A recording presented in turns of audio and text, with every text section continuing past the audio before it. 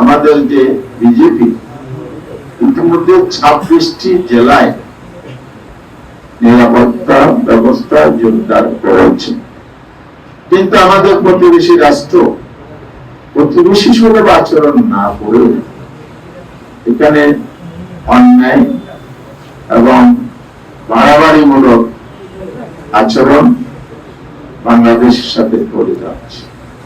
ভারতের সংবিধানেও নাগরিকাধিকার যা নিজেদের নাগরিক একইভাবে বলা আছে, বিদেশি নাগরিকরাই সেই অধিকার দিতে হবে। প্রতিটি দেশে আছে, আমাদের দেশে আছে। যদি মনে হয় ভিন দেশের কোন নাগরিক তার দেশে অবস্থান করছে, সে যদি অন্যায়ভাবে অবস্থান করে তার বিরুদ্ধে আইনের ব্যবস্থা নিতে পারে।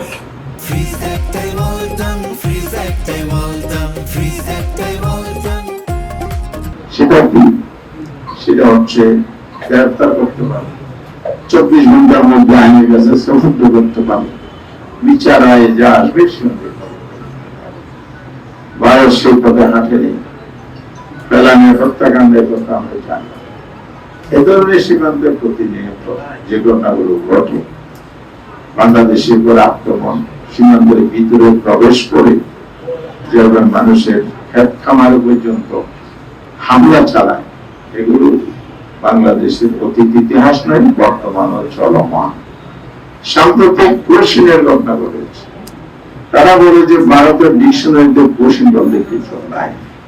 তাহলে আপনারা যে চান বিভিন্ন পয়েন্টে সীমান্তে এতগুলো লোক জোরপূর্বক ফেলে দেওয়ার চেষ্টা করেছেন, আমাদের বিজেপির সাথে বাংলাদেশের দেশপ্রেমিক জনগণ প্রতিরোধ গড়ে তুলেছে।